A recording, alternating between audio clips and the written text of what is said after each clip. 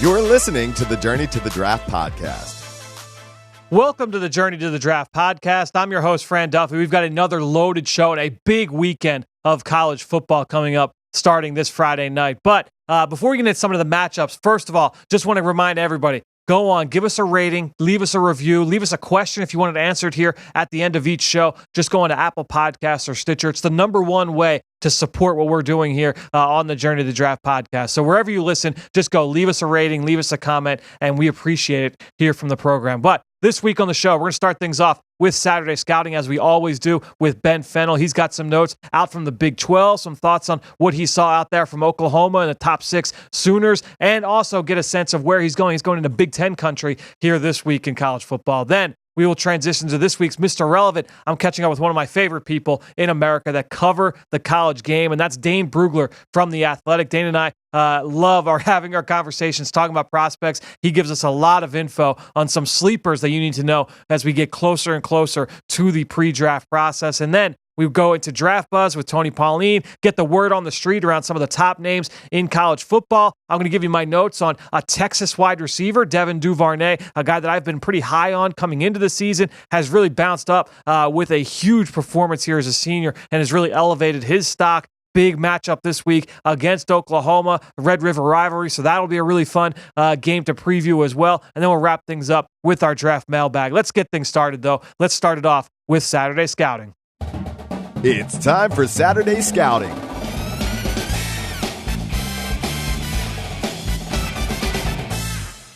Well, back for another segment here of Saturday Scouting here on the Journey to the Draft podcast is our friend Ben Fennell. Ben, welcome back from Lawrence, Kansas. How was it? It was good. We had Snoop Dogg at Midnight Madness and went off without a hitch. And forgot. Haven't really heard too much about it since. I didn't even make that connection that you were there for that. Yeah. You were like there? No, we were given some opportunities to go. I think a couple guys from the crew snuck over there, but I didn't go. And what's your call time? So that was 11 local. It's always 6 hours before, so that means there's a 5 a.m. call time. You're not going to Midnight Madness. I'm not doing any of that. Even for Snoop, though? Even for Snoop. You missed a party. I'm in mid-season mode. I'm all about getting the game and getting out of there, and I don't got time for Snoop Dogg parties and you were there for money, guns, and then we have to address it the next day, and now I'm not a Snoop Dogg fan. Because there's a lot going on there. Yeah. All right, well, let's get into the action on the gridiron this week then. Your game ball from Oklahoma, Kansas. Obviously, a blowout in favor of the Sooners, but who gets your game ball in this game? I don't give it to a loser very often, but Puka Williams in Kansas really impressed me. Nice, okay. He's small. He's probably not an NFL back. He's like 5'8", 175. Is he an NFL player? I don't know. I don't think so. Is he dynamic? He's very dynamic. He's fast. He's got an impressive high school highlight reel. Go watch that. My comp, coincidentally, is Noel Devine.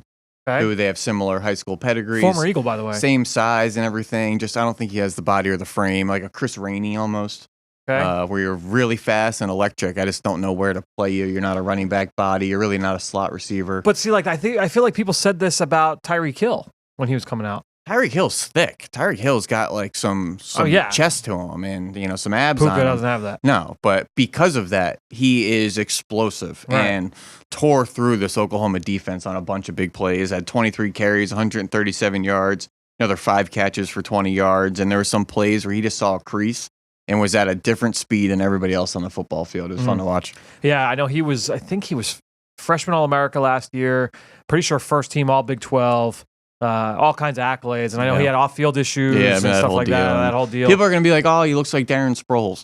We have to stop comparing people to Darren Sproles. Darren Sproles is a freak show of a human being on and off the field. Right. His workouts and just the way he's built and his strength. Yep. You can't just package all 5'7" running backs into the Darren Sproles conversation. That's not fair to the person you're comping or Darren Sproles. There aren't many Darren Sproles walking around. All right. Well, let's get to your one-play takeaway in this game. What's one individual play that you will forever remember between this legendary matchup between Oklahoma and Kansas of 2019?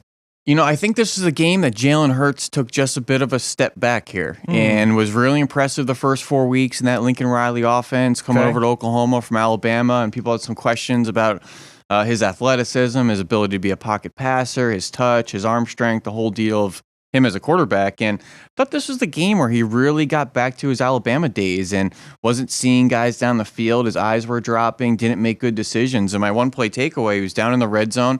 This is a one-man route combination. You're just reading the shallow. You're reading the middle linebacker.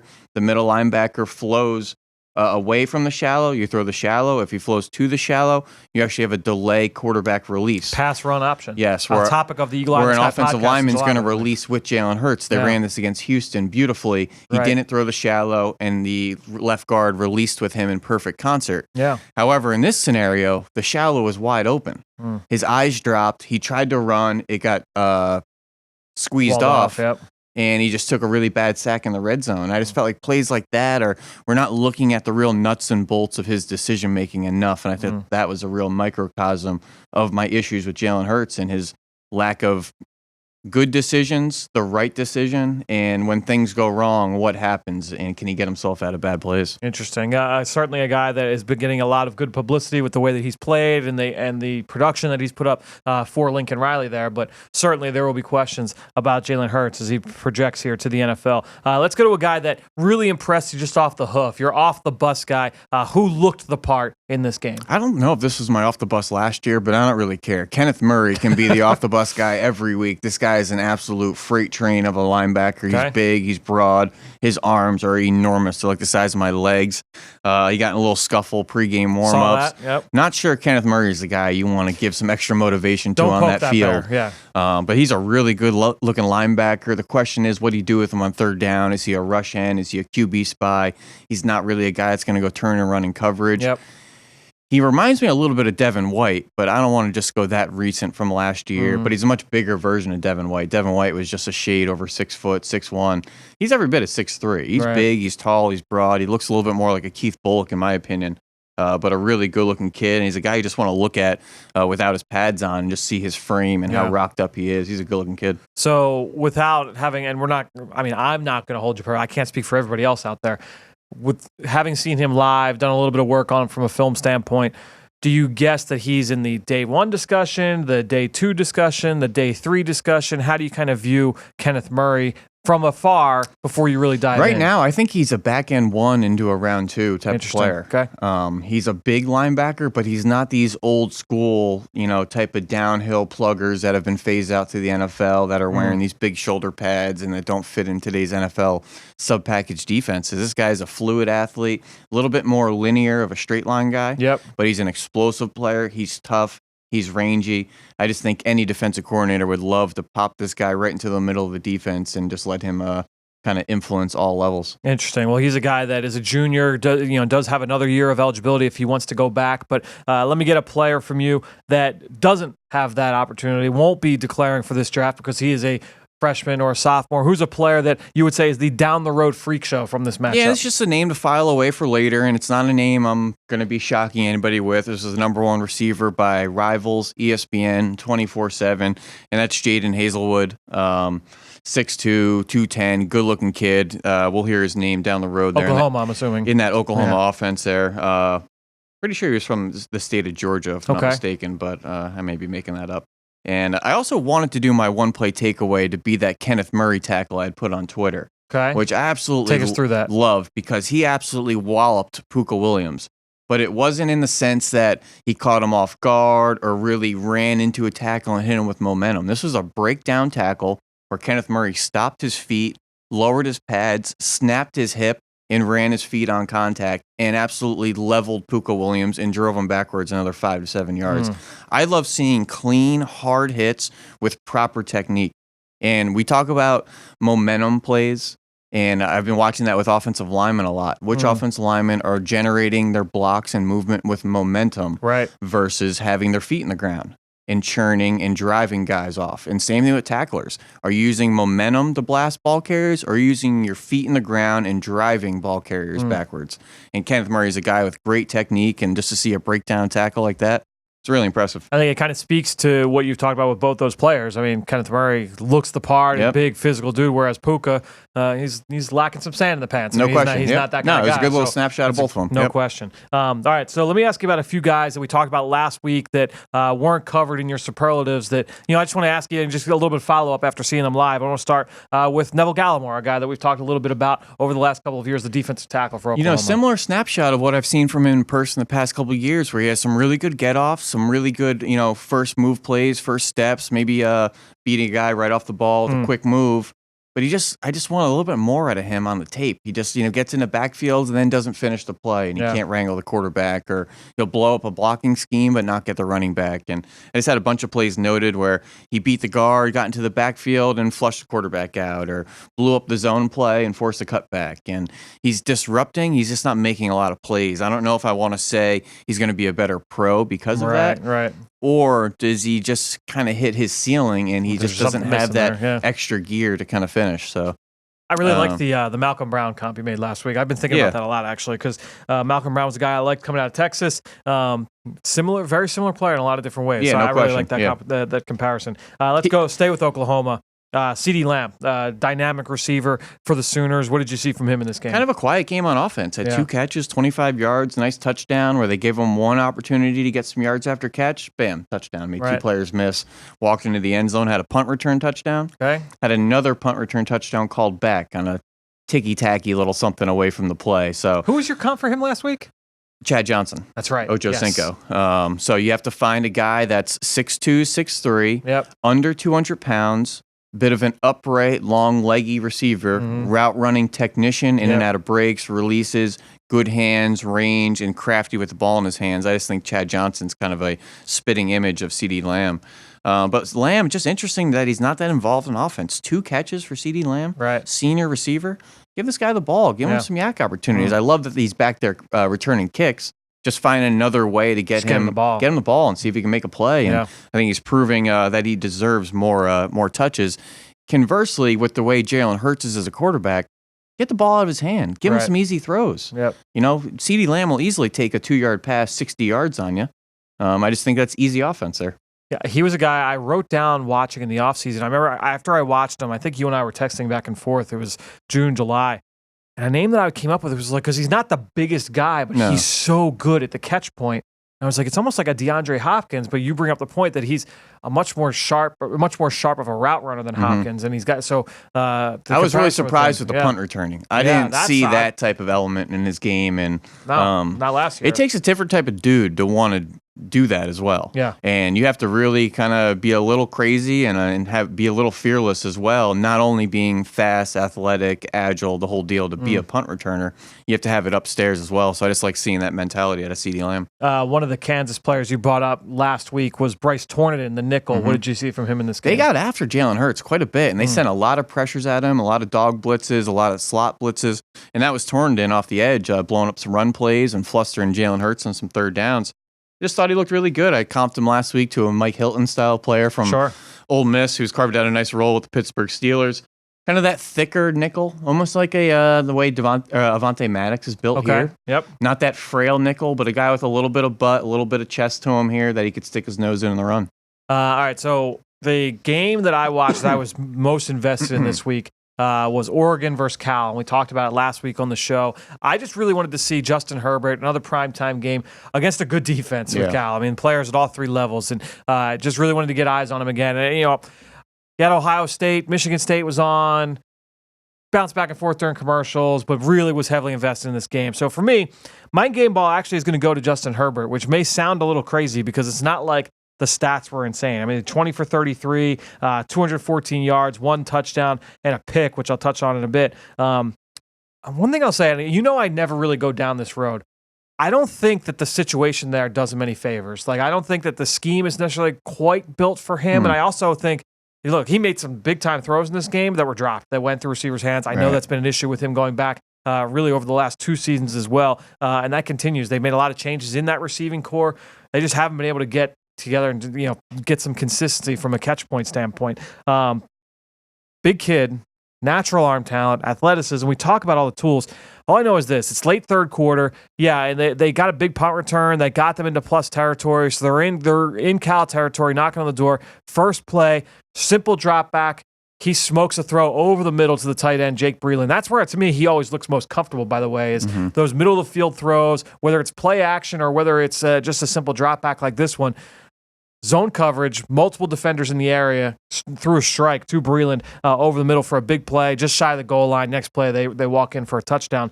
I think, to me, I look at Herbert and I say, he's got the, you mentioned it earlier with Gallimore, I feel like he's got the ability to be a better pro than college player. But I do think, though, that there's also something, there's like that one little thing, you just want to see that little extra oomph before you like fully buy in. I just can't help but wonder, though, watching him, like, man, like, if he was in a different situation, like, how differently would we be talking about Justin Herbert? Like, if he was in Oklahoma playing for Lincoln Riley, if he was in Alabama with those receivers, you know what I mean? Like, like, what would we be saying about Justin Herbert? It would be a complete. We can't, because it's not such. Not now, obviously, game tape is never going to be ignored. It's your football DNA, but I think he's going to be one of those players. The season ends, and it's almost like a line in the sand. I think it is. Once he's going to go to the Senior Bowl and some postseason stuff, then he's going to get poked around at the combine. And considering everything you just said at Oregon, the scheme, the number of drops, the system that he's running there, et cetera, it's almost like we need to see him in a different setting, in a different environment. And Senior Bowl will be huge. No question. Huge. And, I just think about like a Paxton Lynch style of player, that he was tough to evaluate at Memphis as well. And it was like he showed some flashes of excellence and the program and the people he's around. Does he have more tools to offer to us? And I'm not really sure where I view Justin Herbert at this point. To me, I think that there's almost no way he's not he's not going to be on the board, we'll say, when the Eagles select. Like, he's going to go high and bump a player down to the Eagles, which Eagles fans should want. If most of the people listening are Eagles fans. He's going to go high. I think it's going to be interesting when paired with the Jordan Loves, the Tuas, and maybe a Joe Burrow, whoever else is in that discussion. I think it's going to be very, very interesting to see how they kind of get stacked up next to each other. That's why I think the Senior Bowl would be big for Justin Herbert, as we talked about last week with Jim Nagy. I mentioned that interception. That interception came very early in the game. I want to say it was opening drive. Ashton Davis, the athletic safety. Look, he made this pick down the seam, and it looked like Herbert kind of locked into the receiver. I think it was his first pick, I think even since week 1 against Auburn, which is impressive in itself. It looked like a corner making the play. Naturally picked it off in stride, then immediately put his foot in the ground and turned into a returner. I thought it was a really impressive play from Ashton Davis, and we know about the athleticism. I've watched him on film.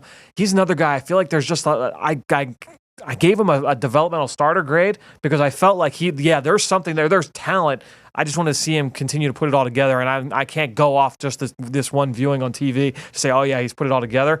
But Ashton Davis is a guy who's very talented. You've talked about that Cal secondary in the past. Yeah, I haven't studied a lot of these guys, but I just have notes. Some guys have flashed when I was studying some other receivers and whatnot. Ashton Davis is the track star, right? He is, yes. Yeah. He had all, and I believe he went to Cal as just a regular student and went on. They were having open tryouts, and he went and tried out and walked on and then became a star. So really interesting story there. I actually almost gave my one play takeaway to another safety, Richard LeCount, another one of your guys. Yeah, number 2 at Georgia. Yeah, hard hitter. So halftime of Oregon and Cal, I turned over to that game. They were in the third quarter, Georgia, Tennessee. He had a 2-play sequence. Huge hit, and that's what he's kind of known for, is like him being a striker on the back end. Then an interception along the sideline. Oh, nice. We talked about that J.R. Reed interception against Notre Dame. It was kind of similar to that, opposite side of the field, but showing off a little bit of range from the guy who's known for for being a big hitter. My down the road freak show, Oregon's left tackle, Penny Sewell. I studied that whole Oregon offensive line in the summer, and Sewell last year was a true freshman. And that's kind of a big deal for Oregon. He was the first ever true freshman offensive lineman to start in week 1 for the Ducks. He was the first true freshman ever to earn all-conference honors for the Ducks. So this is a guy who's got legit size, again, 6'6", over 320. He moves around pretty well for a guy that big, and he can generate movement in the run game. And that team, they want to run the football. It's a senior-laden group, 4 seniors alongside him. I think he's got the highest potential of all that. I've heard some rumblings last year that even though they were a veteran on the group, that he was the most impressive and talented of the group, and almost has a Jonah Williams type entrance to his college career, and that whoa, this guy's a stud, and you put him right on the top of the mountain, like he's going to be someone in a couple of years. I feel like this summer, like it'll be Penny Sewell will be a first round pick in most mock drafts. Yep. Like we're not there yet in the draft community to look Yep. at the sophomores yet and start projecting 2021s. He's going to be one of those guys. No question. Yeah, I think so. All right, let's get into your game for this week. Well, where are you heading? Yeah, another Big Ten battle here. We got Michigan at Illinois. Okay. Illinois, so you've got Reggie Corbin. Yep, Reggie Corbin. Interesting player, senior, came back, had 15 runs of 20-plus last year. Bunch of big plays. One of 5 players that had 1,000 yards. You love these stats. You're great for these average stats. 8 a carry. Because I like seeing the consistency over a large Love body that. of work. Yep. So the fact that only 5 players had 1,000 and a good yards per carry average. And wasn't he like one of only 2 returning or something like that? Yes, I believe so. It was like him. Yeah, I forget who it was. Probably him and Taylor, if I had to guess. I think so. Yeah, because it was like Darrell Henderson was one. But there's a bunch of guys that have others. 1,000 yards. Right. But it's like, how many times did you get the ball? Yep. And then there's guys with really good average per carries. Yep. But they only had 50 carries. Sure. So, I like just seeing the guys with the big workload and productive in each of those. He was a top rugby player in high school, actually, won a national title. Minimal in the pass game. He's got some video game-like cuts. He's great jump cuts. He go 90 degrees, start, stop. Very fluid athlete. Gets up to full speed really quick. Doesn't like to go down on first contact. But conversely, he's like 190 pounds. He's undersized. He's a bit of a one-year wonder so far. I don't know if he has that home run speed to outrun defenses, but he's very quick. He's got the burst. He's got the acceleration. I just don't know if he's got the stride and the long speed. And then some weird decision makings at times. He just thinks he can bounce every run at times and use that speed. So ultimately, we're talking about like a change of pace guy. Yeah, exactly. At the next level. I don't have a comp right now for him. I really need to do a bigger study, which I'll probably do in the next 2 days. But interesting player. Anybody else? I wanted to start with Corbin because he's the big name, I think, for Illinois and Michigan. We've got a lot of names. So. Yeah, Michigan, we have tons. Illinois, I'm still kind of new on and just like browsing their roster. And a lot of transfers. Tons of transfer. Yeah. They have, this linebacker from Washington, the tight end Luke Ford, which is a big conversation this summer from Georgia, was denied the eligibility. Right. Trevon Sidney from USC, their number 1 sack and TFL guy is from USC.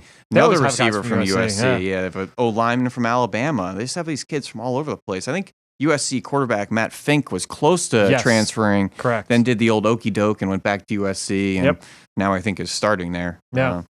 So interesting team. Good decision by Matt Fink. Yeah, it seems like it. All right, so let's go to Michigan then. A lot of guys on both sides of the ball that I think are worth talking about. I'll leave it up to you. Where do you kind of want to start this conversation? A number of places. We'll stick primarily on the defensive side of the ball. Okay. I like Lavert Hill a lot. I like Lavert Hill too. He had 2 nice picks last week, but he also gave up a play down the field. I thought a lot of guys kind of showed the point-counterpoint last week against Iowa. Okay. Lavert Hill had a nice play down the field where he squeezed the receiver, found the ball, felt him, got his eyes back, made the play, also gave up a play down the field.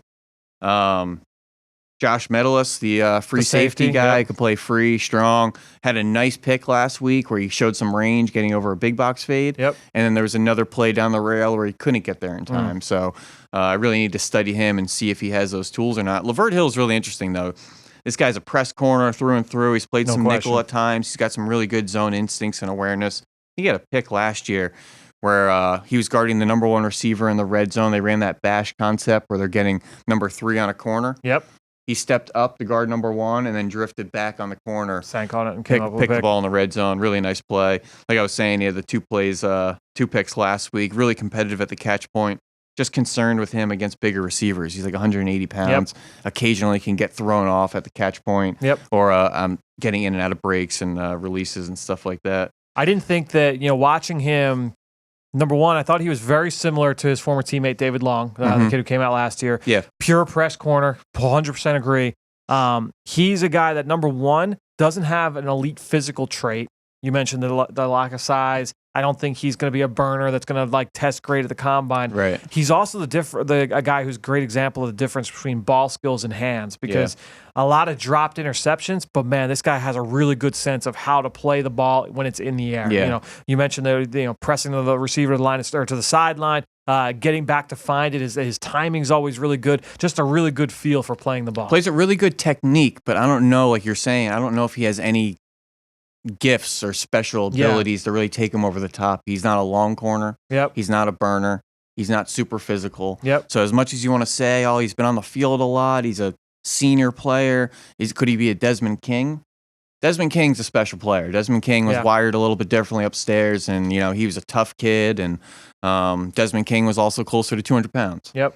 So this kid's more in the 184, 180 range. So it'd be interesting to see if he wants to put on some pounds in the offseason, or maybe just work on that long speed and put up maybe a 4.49 or something like that, right around 4.5. If he breaks 4.5, I think that would be a I think he's more of like a 4.55 type of corner, unfortunately. Yeah. But his technique is so on point.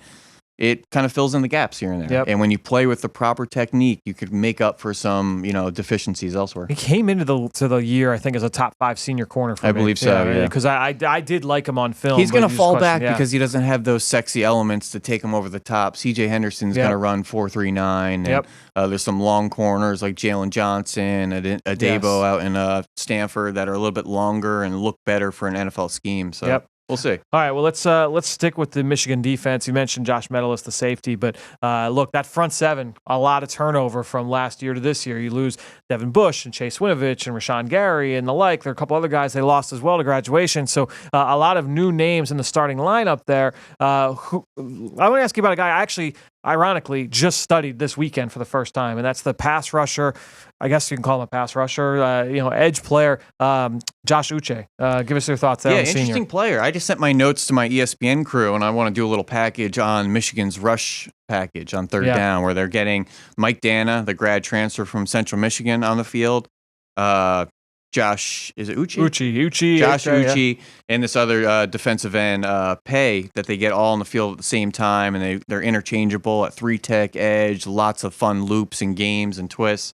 But Uche is interesting. He's more the outside linebacker of the group. Yep. He'll play off ball. He'll play in space. He'll play on the edge. They'll stand him up in the B gap over guards. They'll loop him. They'll twist him.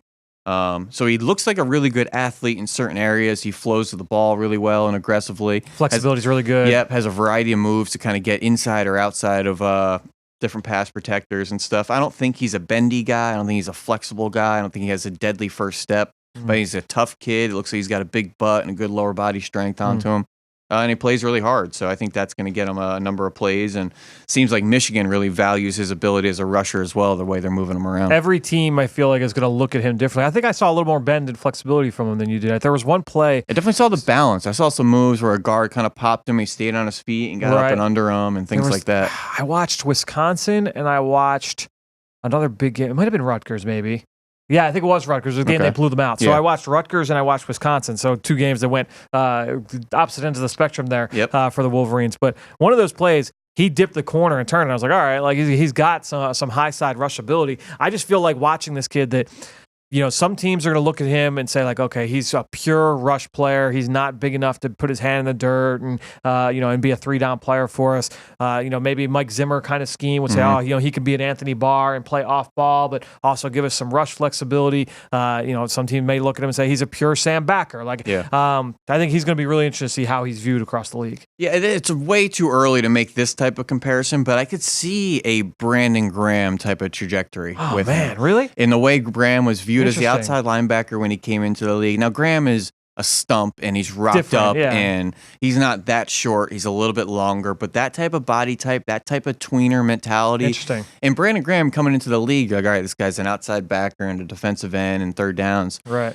And we turn to this Sunday and he's killing guards playing 3-tech in the NFL.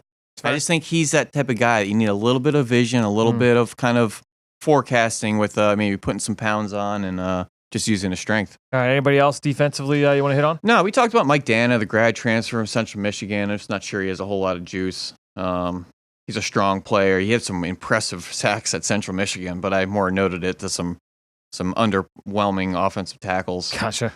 All right. A couple speed to power moves there. He plays really hard as well, but just kind of a guy athletically. All right. Well, let's go over to the other side. Some interesting skill talent for Michigan. They've got John Runyon's son, John Runyon Jr., is the left tackle. Shea Patterson, the big name at quarterback. Where do you want to kind of start there? Yeah, Runyon's an interesting player. Ben Bredesen is an interesting offensive lineman as well, who's got like 2,300 snaps under his belt in his career. He's a veteran player. Yep. Kind of like a Pierce Bacher up in Alabama. That seems like he's been there for 4 years, but you look at him as a prospect, and it's just like, I don't really know what he does. What does he hang his hat on? Rashawn Gary told me John Runyon was the best tackle he faced last year. Okay, I believe that. But it was his teammate. So, Bredesen's probably a guard at the next level. Runyon probably hang out over at tackle, or maybe even slide into guard as well. Okay, I haven't studied either of them yet. Yeah, I need to dive in as well. This Michigan team is a beast with prospects. There's guys all over the place. I mean, the three receivers: Tariq Black, Donovan Peoples-Jones, Nico Collins. How do you kind of view those three guys? I have no idea. Yeah. I don't know. Tariq Black, I think the one that's been on and off the on field. Off, yeah. Donovan Peoples-Jones, interesting player. Had a bunch of nice kick returns as well. They'll have a big kid who can return some punts as well. I think he had a couple returns last week against Iowa. And then Nico Collins, I think, is 6'3", 225, and is this big, broad, kind of thick receiver down the field that he can really use his body against smaller defensive backs. So I need to really dig into a lot of these guys, and I'm not sure if I have time to go too far into the underclassmen, the juniors, Donovan Peoples-Jones, Tariq Black, or juniors. Technically eligible. Yep. I might wait for them to declare before I dive fully into their tape. And I don't want to overwhelm you, but I took a peek at the Michigan-Iowa game at like noon before I left. It was 10-3 in the first quarter. I was like, oh, this is shaping up to be a good game. And then I did a couple things during the afternoon. I came back and saw the final score. I was like, oh, it finished 10-3. I didn't miss anything. Right. But they, on the broadcast, singled out another receiver as like who Harbaugh and that staff said, yeah, he's our guy. Like, he's our number one guy. Another receiver? Another receiver. All right. So I'll add him to the list. Yeah. But I guess senior quarterback, we might as well talk about Shea Patterson here just a little bit. Interesting player because every week he's going to make some wow throws on you. And if you just put together a highlight reel of the wow throws, you're like, all right, we got a top 10 pick here. This is an NFL quarterback, first round pick all day long. Make some plays outside of structure, make some throws outside the pocket, has some athleticism. The quarterback design runs. You're like, okay, he's a tough kid as well. Yep. Like, we got some tools here. But conversely, it's like, that wind up is way too long. He's going to have to shorten up his delivery. I'm not sure how strong his arm is. Not sure about his decision making and out of the pocket. Yes, he runs into some sacks here and there. He leaves clean pockets at times. Holds onto the ball too long at times. I think PFF had him at like a 2.98 average time to throw, which was the longest in the country. Yeah. And as you're getting later in your career, that time should be going down, not up. Yep. So I'm just a little bit concerned about that. But if you just took his good, he's got some tools. And I don't know if some quarterback whisperer is going to say, all right, he's got some God-given abilities. I can work with his strength and his athleticism and his size. PFF comped him to Josh McCown, which I wrote that down. I thought that was kind of an interesting comp right there.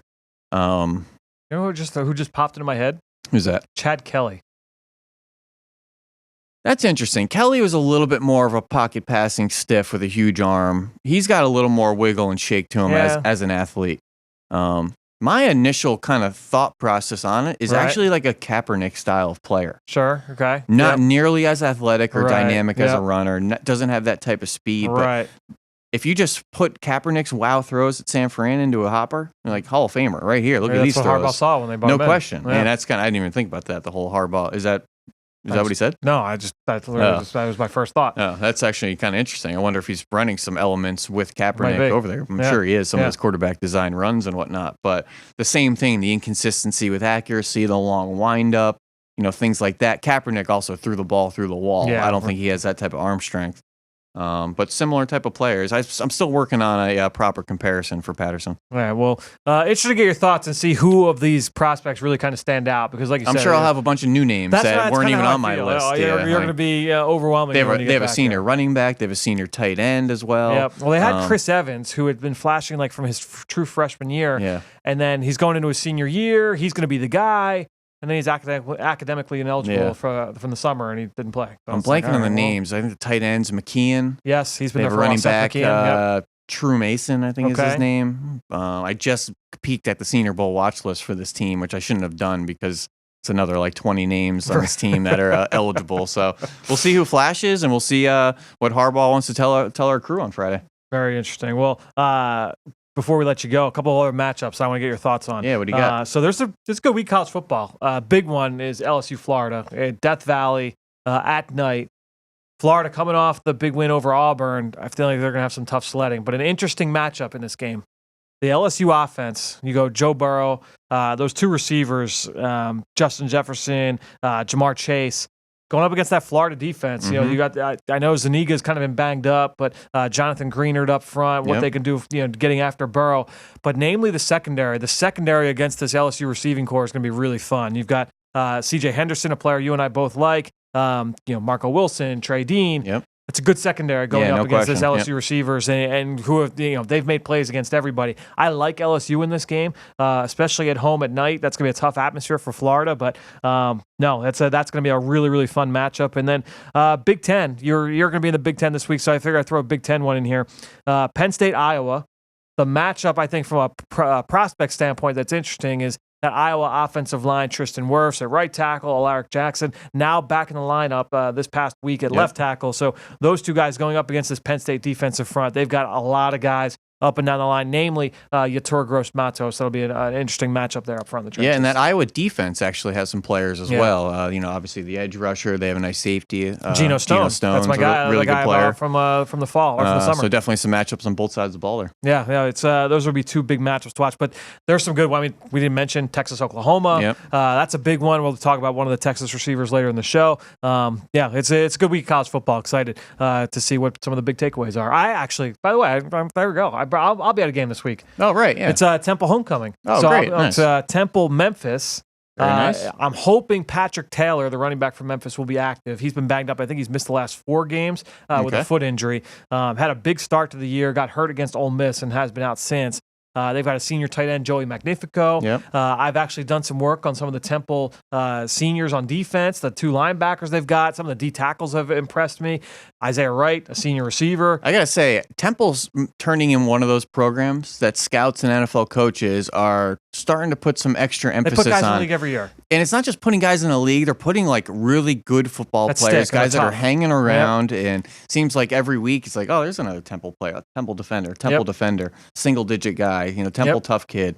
And it's all over the league, and it's not even the sexy ones like the Hassan Reddicks of the world. It's everybody else. Exactly. They're doing something right out there. No, it's going to be fun. I'm hoping to get down on the field pregame, get a look at some of these guys, and shout out to Matt Rule, who kind of got that whole program, revitalized. Who's 5-0 right now with the Baylor Bears. No question. Off a contract extension too.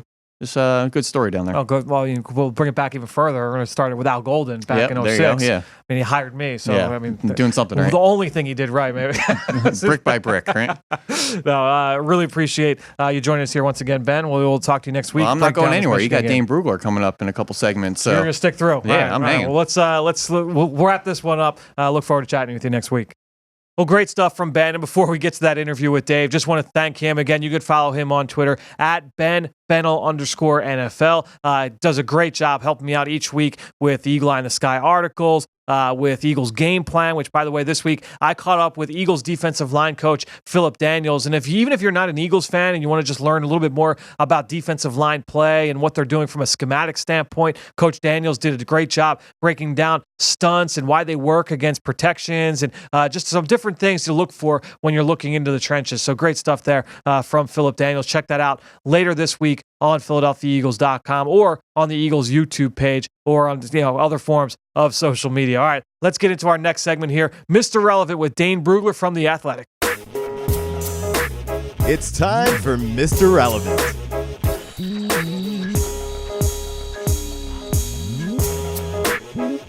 Well, I'd like to welcome back to the show one of my favorite people that covers college football, the NFL draft, the NFL. You could follow him on Twitter at DP Brugler, and that is the only Dane Brugler. Dane, welcome back, man. Appreciate you joining us here on the Journey to the Draft podcast. It's always good to join you, Fran. It's not really draft season until I do, so thanks for having me. No, absolutely. And Dane obviously does great work at The Athletic and just put out a piece this week, actually, that Dane, I really enjoyed going through. It was 10 seniors who have really kind of boosted their stock and really helped put them into the scope here for the NFL draft, squarely in the crosshairs for the Senior Bowl and everything beyond that. So my question to you is, who is a guy that has really helped himself all along those same lines that maybe we're not giving enough credit for nationally that, we really need to know about at this point in the year? How about Matt Pert, UConn right tackle? He is your classic late bloomer. Jamaican native, didn't start playing football until high school, but he's verified 6'7", 302, 35 and a quarter inch arms. So he passes the eye test. And when you watch him on film, he's really powerful with his hands. So he can stop rushers cold. In pass pro, he'll generate movement in the run game. Not only are his hands strong, but he's quick. It allows him to get inside his target, control the point of attack. This is his fourth season as a starter now, and it really shows. You see the veteran awareness. He works well in tandem. And the coaches, this year they told me that he has become more of a vocal leader on and off the field for UConn. And so that program really hasn't been, a go-to program when it comes to producing NFL talent in recent years. They haven't had an offensive player drafted in 5 years, but I think that changes in April. I think Pert's definitely a player that draft fans need to know. Yeah, he's a guy I haven't gotten a chance to study yet. We've talked about him a little bit in the summer. I think Tony had brought him up on the show during our preview episode of that conference. But yeah, a guy certainly I want to get eyes on. Dane, I love talking with everybody about sleepers and who they feel like they're higher on than the rest of the industry. So let's start there. I want to ask you about two players that one on each side of the ball that you feel like you're a little bit higher on than the rest of the country. Let's start on offense. Who's one player that we really need to know about? It's gonna be so hard to keep it to one. I'll go two on offense. Okay. John Hightower, Boise State receiver. Got it. Yep. He's not exactly a sleeper, and people know the name, but I don't think that people know how good he is. I mean, he's tall and lean. He's 6'1.5", 185 pounds. He can fly. The speed is what allows him to win off the line, get behind the secondary. He's one of the better vertical threats in the senior class. You'll see him on jet sweeps, slip screens, just whatever to get the ball in his hands. He has a kick return for a touchdown this year. So the key to his game is speed, and we know the NFL covets speed. So I think John Hightower is going to be he is much more liked by NFL teams than I think the media realizes. And then the other guy, I'm going to go to the FCS level. This is more of your true sleeper, Adam Troutman, the tight end out of Dayton. And this is a guy who he didn't play an offensive position his entire life besides quarterback until he got to college. He wasn't highly recruited. He went to a small school in Michigan, so he went the FCS route as a passer. But once he got to Dayton, he saw a chance to get on the field, and so he moved to tight end. He went to the coaches and actually pitched the idea, and they were a little kind of confused at first, but then they had him go out to practice, run a few routes, and after a few minutes, they said, okay, yeah, take off your non-contact jersey. You're a tight end now. And he has flourished at the position since he made the move, been really productive. This past Saturday alone, he had set a school record with 4 touchdown catches in the game, and he did it all in the first half. So this is a guy who is 6'5", 265, and I wouldn't be shocked if he runs a 4.6, 40-yard dash by the time we get to Indianapolis at the Combine. The big first step for him will be Mobile. I'd be shocked if he doesn't get a Senior Bowl invite. He will be there in Mobile. If I know Jim Nagy at all, Adam Troutman will be in Mobile for the Senior Bowl. So we should see how he does against better competition there, and that's going to tell us a lot. Just like Ali Marpet and the dozens and dozens of other small school guys who were able to use the Senior Bowl as a springboard. The same could be true for Adam Troutman. Yeah, I haven't done Troutman yet. I feel like Ben may have kind of buzzed through some of his targets at some point in the summer, so I watched a little bit as he was going through it, and he moves pretty well for a guy his size. With Hightower, I watched him in the earlier this season. I watched Florida State. I watched one of the other games as well. Shades of Will Fuller, both good and bad, I think, there with Hightower. But you mentioned it. I mean, the speed. Bingo. The NFL is looking for speed. That's it. Bingo. That speed, it doesn't, he is leaner than you want. He needs to be more consistent, especially over the middle. Yep. He'll get some alligator arms and he'll use his body a little too much to finish. But when you have that speed and you can do so much with it, the NFL is going to take notice. And so that's why I wouldn't be surprised at all if he is a top 75, top 60 pick, maybe even higher. All right, well, let's go on defense now. Who's a guy that you feel like you're a little bit higher on than the rest? I just did a piece on him 2 weeks ago. Alex Highsmith, pass rusher out of Charlotte. He was on the radar before the season, but he played more of that 4-eye position last year with the scheme that Charlotte had. And he just wasn't asked to rush the passer a lot. That changed this year. New coaching staff, and it was kind of like a Lamborghini was allowed out of the garage for the first time. He's so quick upfield, and he's developing his hand use. I mean, he's doing a nice job of really becoming. He was an athlete before who just he knew what he was doing, but now he really understands how to put together a plan, string together those moves. And when Charlotte faced Clemson a few weeks ago, Dabo Swinney, he called Highsmith the best player they had seen up to that point, which is certainly some high praise. And then during the game, there was more respect because they doubled him. They ran plays away from his side of the field. I mean, they basically made the other 10 defenders on that Charlotte defense stop him, and which, of course, didn't happen. But he was still a factor in that game. And then after the game, Clemson left tackle Jackson Carman, who is a big-time recruit, only a true sophomore, but he's a guy we'll be talking about this time next year as being a draft-eligible guy. After the game, he went out of his way to commend Highsmith and called him the fastest player off the ball that he had ever faced. And I had a long talk with Highsmith's defensive line coach, and he went on and on about his development and how hard he wants it. So Highsmith is an ascending player. The production's there, the work ethic, the quickness. That's the type of player that I'm going to bet on.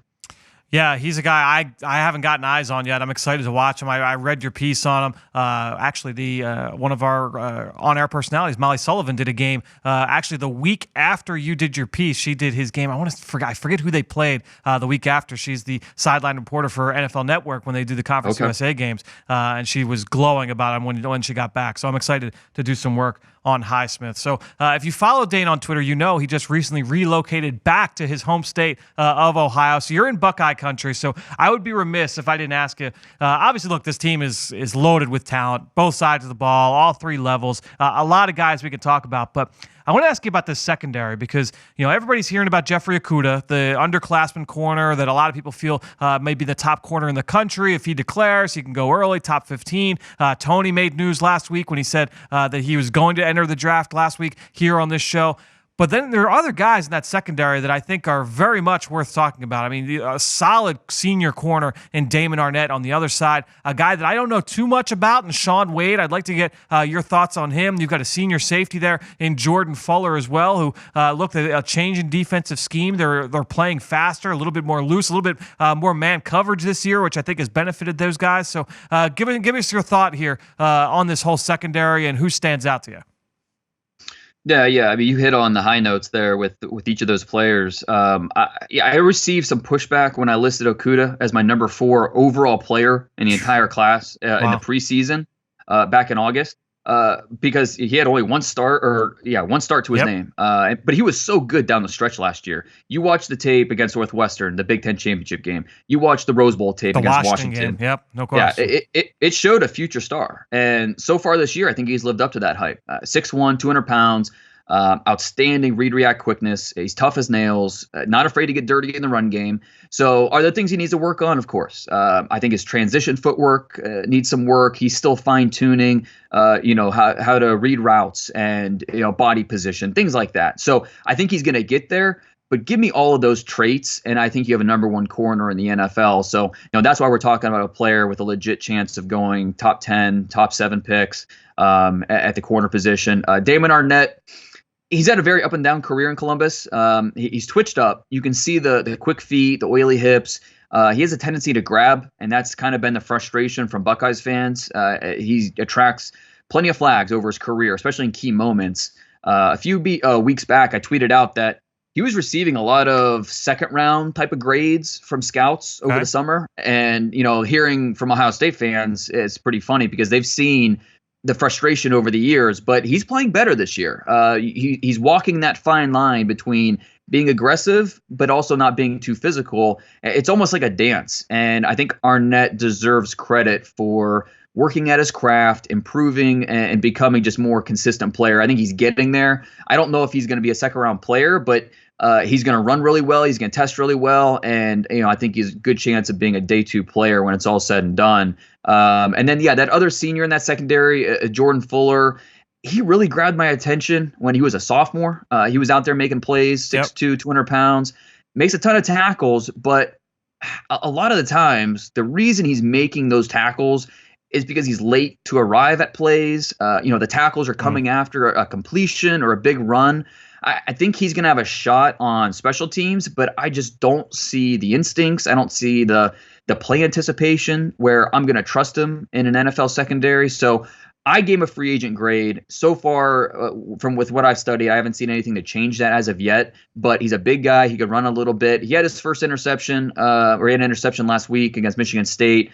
Came off a tipped pass. So I think he's ultra conservative. And in the NFL, safeties like that, they don't necessarily get on the field a ton because you need to make plays.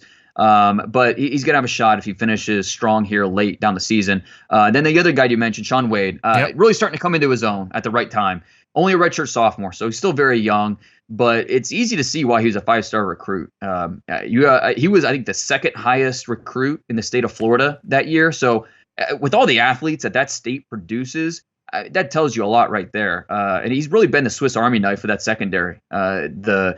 They play him a lot inside, where he can cover the slot receiver. He'll carry tight ends down the seam. He'll cover backs, but he can do a little bit of everything. He can play outside just fine. I think with every rep that he sees, you see the light bulb illuminating more and more and more. And if he continues to improve at this current pace the rest of this year, he's going to have a really tough decision to make in January because he has all the talent to be a top 50 pick. I'm just envisioning we're talking mid-January, previewing Alabama and those receivers against Ohio State, and that group of corners is a fun matchup potentially for the college football playoff. Dan, we don't talk too much about quarterbacks here on this show. Obviously, look, some of the biggest names in the country, but I want to ask you about Jordan Love because this is a player, watching him in the summer, I was really entranced by a total package on the field. I don't know too much about him off the field, but from what he showed on film last year as a sophomore, I was really, really intrigued by his skill set. Like I said, total package. Now, a ton of turnover, offensive line, skilled players, coaching staff. He's kind of last man standing from that 2018 squad, and the numbers haven't been great. He went to LSU this past week. A little bit of a tough outing from a statistical standpoint in Death Valley. I didn't get a chance to watch the game on TV. I know you had your eye on it a little bit. Without going back and having studied the film, what were your initial thoughts on Jordan Love in this game, and then just big picture where he's at right now in his junior season? Yeah, and I think your thoughts mirror mine quite a bit because you can't watch his film and not get a little excited about that skill set. It's really raw, but it's so much ability there. And I wrote this over the summer, I previewed each position, and for quarterbacks back in July, I wrote that talking to scouts, the words Mahomes-like came up. And you see that because he's so loose as a passer, and he's so electric with the way he can use his legs, the way he can throw off platform, and his natural touch downfield is really innate. And that's awesome. Something we saw against LSU. He's able to drop the ball into the receiver's hands with a parachute and make it look natural. It doesn't matter if he's flat-footed in the pocket or he's on the move, rolling out, scrambling. He's a guy with just so much natural ability. And I'm eager to see the film because the box score doesn't look pretty. He had 3 interceptions. Obviously Utah State got blown out. Yep. But there was I think it was just a simple post route in the first quarter where the receiver dropped the ball. Looked like it was going to be a touchdown. He had moments where he showed off that natural talent. He needs to get better with his decision making, no question about it. Needs to better understand what the defense is showing pre-snap, how to change his progression reads post-snap. But I agree with you. He's fascinating because all the raw talent is there. And, you see a guy that, like you said, he's dealing with a new coaching staff. He's dealing with 9 new starters on the offensive side of the ball for Utah State this year. And he's still able to be productive. He's still able to do some things. And I've heard nothing but positive things about him as a person. The way he carries himself. He's really mature. The coaches really rave about him as a learner and a guy that really puts in the time in the film room and practice. And so I think he is a legit contender to be a top 10 pick and in that mix of the top quarterbacks that we're going to be talking about. Yeah, I watched him kind of back to back with Herbert and with Tua and so with some of these other big quarterbacks. To me, he's in that discussion with those guys, and it will be if he were to declare for this draft. You throw in guys. One other note: he is on pace to graduate.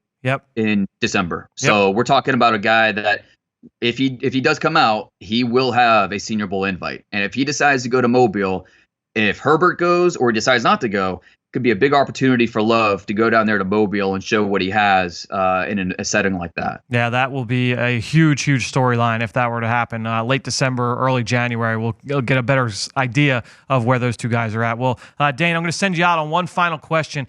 You mentioned John Hightower earlier as a guy that we're not really talking about, but it could go high, could go top 75. Is there a player that we're not talking about right now in mock drafts as a first-round pick, but will be, we'll say right around combine time, in the mid-spring? Who are we talking about that could be a first-round pick that we're not discussing right now? Yeah, I think a few months ago, I think Jordan Love would have been the answer, but I think most know about him now as being a legit top 10 possibility. I think Shaun Wade, who we just talked about, he makes sense because he is so talented and he's ascending right now at the right time. A few other names: Wake Forest pass rusher Carlos Basham. He could be that guy. He's been a nightmare for blockers to slow down. Washington tight end Hunter Bryant. I think he has a shot. His game lacks consistency that you want to see, but he's going to test really well. I mean, he's got some Evan Ingram there. Evan Ingram, Noah Fant. Yeah, exactly. He's going to test like that type of athlete. And so if he stays healthy this year, which that's been the big issue, and you just want to see him be more productive when the throws aren't perfect, help out his quarterback a little bit. And that's something we haven't seen enough from him. But if he's able to do that the second half of the year, we could see him rise. And then one other player I wanted to mention, Alex Leatherwood. It's hard to be an Alabama left tackle and be underrated, but that's how it feels.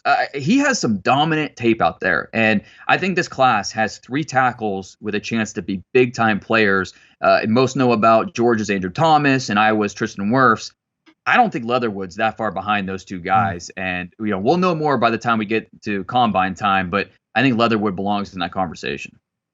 Well, Dane, as always, appreciate the time here on the Journey to the Draft podcast. Before we know it, we'll be seeing each other, my friend. Thank you for once again joining us here. We'll talk to you soon. Anytime. Thanks, Fran. Well, outstanding stuff there, as expected, from Dane Brugler. Again, you can follow him on Twitter at DP Brugler. Now, let's transition to the next part of the show with Tony Pauline, who is very close to the New York Jets, covers that team, is a very avid follower of that team.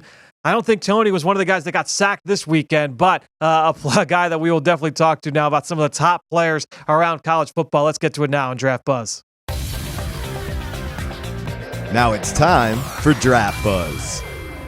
Well, joining us once again here on Draft Buzz on the Journey to the Draft podcast, none other than the legend himself, and that is Tony Pauline from the Pro Football Network. You can follow him on Twitter, just like I do, at Tony Pauline. Tony, welcome back. Let's get right to it. Let's take us through the grapevine here. What is the latest off the wire around the country when it comes to the NFL Draft? Well, Fran, we've had some bad news recently as far as the offensive tackle position is concerned, with Walker Little and the injury and potentially Tristan Wirfs leaning towards staying in school at this point. But what I'm hearing is both Georgia tackles, the left tackle, Andrew Thomas, and very likely the right tackle, Isaiah Wilson, are going to enter the draft. I've been told outright Andrew Thomas is going to enter the draft when the season ends, and makes sense. I mean, they're going to lose their quarterback. They're likely to lose their running back, DeAndre Swift. And Andrew Thomas, I believe, is going to be a top 20 selection. A lot of people not talking about Isaiah Wilson, though they should. Coming in, he's the right tackle. Coming into the season, I graded him as a potential late first-round pick. I was really impressed with what I saw from him off of his redshirt freshman season. And if you watch Georgia this year, Isaiah Wilson missed 2.5 games because of a bad ankle. He missed the first half of that Notre Dame game where they had their guard, who's actually a freshman, playing right tackle, and Notre Dame was getting all their pressure off the right side. Wilson came in the second half, and that is when that game turned around, because he was able to basically plug up the right side of that offensive line where Notre Dame was running through like it was a sieve because there were so many open holes. I think Isaiah Wilson's a terrific prospect. Not going to be graded as high as Andrew Thomas. May not be a first-round pick, but I think if he enters the draft, he's a second-day selection. And for what I'm hearing right now, very good chance he's going to make the leap. Very interesting. Well, let's hear now who has helped themselves. We hear from you every single week in terms of a player that has helped boost their stock. It's our stock up question. Who is that player this week for you?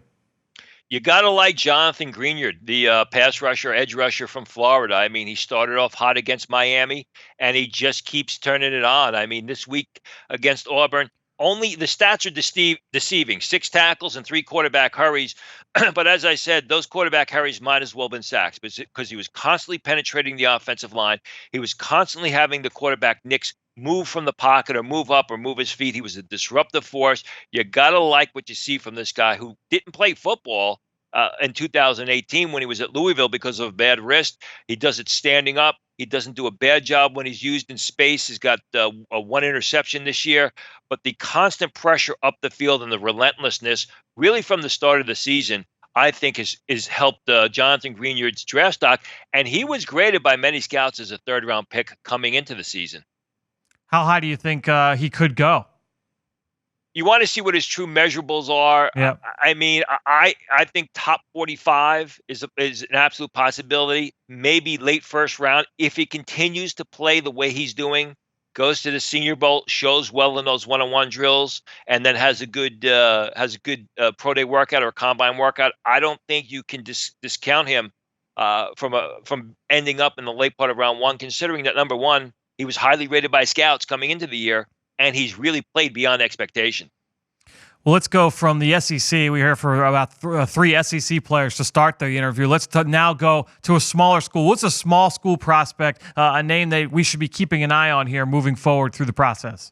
You know, this guy wasn't even mentioned by scouts coming into the season, but keep an eye on Kevin Davidson, the quarterback out of Princeton. Has outstanding size at 6'3", 220 pounds, has an NFL arm. He's completing more than 74% of his passes right now, 10 touchdowns and just a single interception. He barely played last year because John Lovett was the starting quarterback at Princeton. John Lovett is now, I believe, on the practice squad for the Kansas City Chiefs as a developmental tight end. He got in 1 game last year. He did very well. He's really taken the bull by the horns, and he's really made the most of his opportunity. Does he get drafted? I don't know. But I got to suspect we're going to see him in the postseason at maybe the Shrine game or absolutely the NFLPA game if he continues on this pace. I mean, even though it's the Ivy League, when you're completing close to 75% of your throws and your touchdown to interception ratio is 10-1, that's going to raise the eyes and that's going to raise the interest of NFL teams.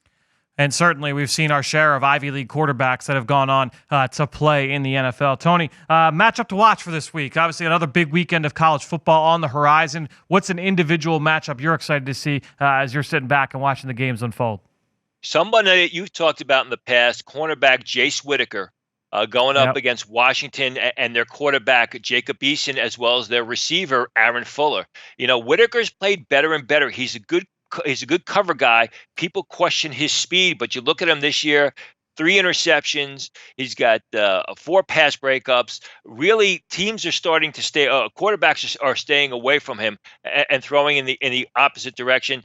This could be one of his toughest tests of the season. Jacob Eason is playing good. A little bit inconsistent early on, but I think the past couple of games he's kind of leveled off, completing just about 66% of his throws. Aaron Fuller, a late-round guy, a smaller guy, averaging 6 receptions a game, almost 90 yards per reception. He's got 4 TDs. He's the kind of guy that could give Jace Whitaker fits because he's a quick route runner that knows how to separate. I think it's a big test for Whitaker, who continues to impress NFL scouts. Yeah, Tony, I like that matchup. It's a very interesting one, certainly out in the Pac-12. I'm going to go with one in the Big Ten, and I'm excited to see Jonathan Taylor go up against this Michigan State defense, namely that defensive front 7. You talk about Raekwon Williams and Kenny Willekes at defensive end. You've got Joe Bacci at middle linebacker, a player that you've talked about in recent weeks. To me, Jonathan Taylor, and tell me if I'm crazy, Tony. I mean, we talked about him when we did our Big Ten preview back in the summer.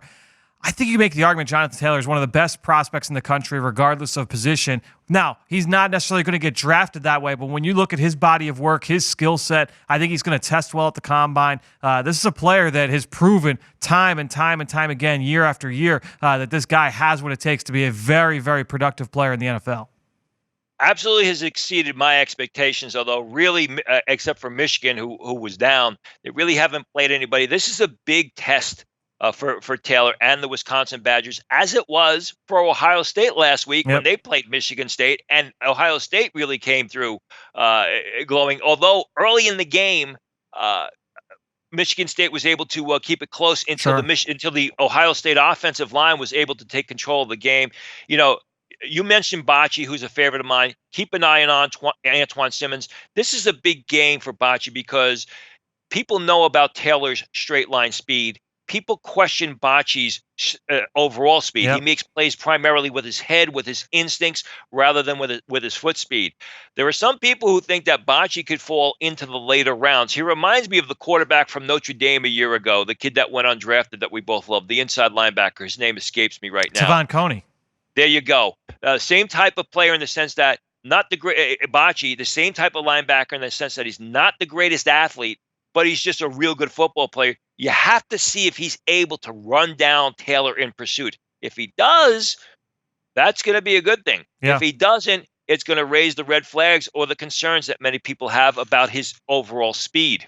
Yeah, the guy that I'm really interested to see in that match is Raekwon Williams. We've talked about him in the past over the last few weeks. He's a guy that I like as a kind of an in-between 3 technique, 1 technique. I like him more as a nose shade. His ability to hold up against the run will be put to test in this game. Tony, let's wrap it up with our mock draft roundup. And this week we're going to go with Luke Easterling of the Draft Wire. Has the Eagles selecting 25th overall. You mentioned a redshirt sophomore earlier in Isaiah Wilson from Georgia. Let's talk about another redshirt sophomore, the corner from Stanford, Paulson Adebo. Where do you like him in terms of, number one, his value, late round 1, and then also, is he a guy that we're talking about potentially entering the draft for this year for 2020? Stanford guys usually enter the draft. I've not heard anything specifically about Adebo. I know that their tight end is really Colby Parkinson is thinking about it and could be the first tight end selected if he enters. As far as Adebo's concerned, I've thought all along he's very overrated. And if you go back to the film, I mean, he got hammered early in the year by Gabe Davis of Central Florida. He got hammered by Isaiah Hodgkins of Oregon State, a guy we spoke about last week. Now, he did play relatively well in last week's game against Washington. I just don't know about Adebo. I think he's very unrefined in many parts of his game. He struggles making plays with his back to the ball. I question his long speed. I don't know whether he's going to be a cornerback or he may have to be pushed into safety. I want to study him more. I want to see him develop more of a body of work. What it amounts to me is that I don't think Paulson Adebo is worth a first-round pick at this point in time. I've never thought he was worth a first-round pick. Maybe that will come down the road, but you look at the way he's played this year, especially against some top receivers, Gabe Davis especially against Central Florida. He was getting beaten by a drum. And, Isaiah Hodgkins, again, of Oregon State, came away. I think he had 10 receptions for 62 yards and 1 touchdown against Adebo. And he's really not even in the league of Gabe Davis. So I think Adebo's got a ways to go before. Anyway, on my board, I'm gonna rate him as a first-round selection. Very interesting stuff. Tony, appreciate the time once again here on Draft Buzz and the Journey to the Draft podcast. We will talk to you next week. Absolutely. Well, great stuff from Tony. Again, you can follow him on Twitter just like I do at Tony Pauline. We talked about, I teased him about the Jets game this past weekend. If you want a recap of what happened in that Eagles big win over the New York Jets, and if you want a preview of this week's matchup against the Minnesota Vikings, make sure you tune in to the Eagle Eye in the Sky podcast fueled by Gatorade. I was joined by Greg Cosell from NFL Films, just breaking down what we saw from the film in that game, preview that matchup. A lot of fun as we have each and every week over on that show. So make sure you check it out over on the Eagle Eye in the Sky podcast, wherever podcasts can be found. All right, let's transition now into my notes on Texas wide receiver Devin Duvernay. It's time for a scouting report. Dim those lights. We're headed to the film room for the scouting report. That's the sound of my notes on Texas wide receiver Devin Duvernay, a guy that I watched. Colin Johnson was the big name coming into the year and was in mock drafts and things like that. Big, oversized receiver. So I said, all right, I'm going to sit down and watch Colin Johnson. Oh, they got another senior receiver, this other kid on the other side who's been a starter. Let me watch him as well, Devin Duvernay. Watch both. I do like Colin Johnson. They're different kinds of players, but I really liked Devin Duvernay and what he brought to the table. So I thought, you know what, let me share some of my notes with him because he's really blown up this season. Has been very productive so far for the Longhorns. What ended up being on the Senior Bowl watch list late in the summer, just before the preseason. This guy was a track star in high school at the 6A level, by the way, at the state of Texas. Big-time track athlete, and that speed does show up on the football field. He's been a 2-year starter now for Tom Herman in that offense. Lined up primarily in the slot so far this year, but it was an outside receiver, lined up primarily to the left side last year, opposite of Colin Johnson. But I like that he's seeing more reps inside this year. I think he's a more natural fit between the numbers. Short, but he's got a stocky frame, pretty big hands for the position, catches the ball naturally. We'll get to that in a bit. I think overall, this kid is a solid athlete for the wide receiver position. He was a deep threat for the Longhorns last year. He's got speed to work vertically in the NFL, and it shows up really at the second and third level. It's not like in the first 5 yards, wow, it was shockingly explosive, but that build-up speed over 10, 15, 20 yards is very impressive. He's got the feet to defeat press coverage, something to work with there in his base, and he does a really nice job attacking the vertical stem as a route runner. He's got some savvy there, namely when he's working to get at defender's hips. He's always trying to get those hips flipped and get to one side, get into the blind side of the DB and break opposite. He's got the wiggle and shake to throw some sauce at the top of the route there and create some separation, and I like that he's got the ability to work over the middle of the field. Again, he's shown that so far this season, working between the hashes. You saw that in the LSU game. Some of the tough catches he made over the middle was very, very impressive. He didn't have any uncontested drops last year. So drops where, maybe they were outside of his frame, or he took a hit, or he had to go up and make a contested grab. Anything that was inside the strike zone, he pulled it in. So he was automatic in those situations, which was great to see. Very reliable hands overall, although in a small sample size last year. As a senior this year, I thought he showed really improved yards after catch. I mean, he was always really competitive. That was one of the things I liked about him last year. He shows up as a blocker, as a crack player, he'll come down and mix it up with defensive backs. But his competitiveness now is transitioning to his yards after catch ability. And you saw some of the big plays he was able to pull off against LSU in that big game back. I want to say it was in week 3. His effort with the ball in his hands, his competitiveness really showed up, and he's got the juice to bust a big run at any given time. Right now, from a negative standpoint, I'd like to see him get a little bit better with his hands against the jam. I did say that he's got the feet to work with. You'd rather have good feet than good hands because you can always teach hand usage. I'd like to see him get a little bit better there. He's not going to be a contested catch weapon at his size, so you have to understand his usage. And often, I just want to see, does he have that ability to track the deep ball? I thought that the quarterback there, Sam Ehlinger, didn't always lay it out for him and give him a chance to play the ball in the air down the field last year, and he's being used more as a quick game guy this season. So, can he be that deep threat in the NFL? That will be a little bit of a question going forward, but he was used on jets and screens and gadget plays so far this season. He's got that versatility, and for me, watching him, and especially with his build, he kind of reminds me almost as a poor man's Deebo Samuel, who I talked about a lot on this show last year, ended up being an early second-round pick. I actually think that Duvernay can fit into a similar kind of role for an NFL team, especially in an offense like that Shanahan tree, with what he's able to do from a yards after catch standpoint. He can line up inside, outside. From what I wrote from his final, just the overall summary, I don't think that he'll be viewed as kind of even as a number 2 or number 3 passing threat in an NFL offense, but he's got tools, and I love what he does as a blocker. He's competitive. He can make plays after the catch. I think if he can prove himself on special teams, this should be a rock-solid number 4 wide receiver in the NFL, a guy that, again, you don't necessarily want him as your number 2 guy, not a number 1 threat, but will play in the NFL and should stick for a long time. I mentioned the comparison to a Deebo Samuel. That's kind of how I view Devin Duvernay, a very impressive player that I've had a lot of fun studying over the course of the last few months. But all right, let's wrap this show up with a question from you guys at home. Let's get to Draft Mailbag. Now it's time to hear from you, the fans, in the Draft Mailbag.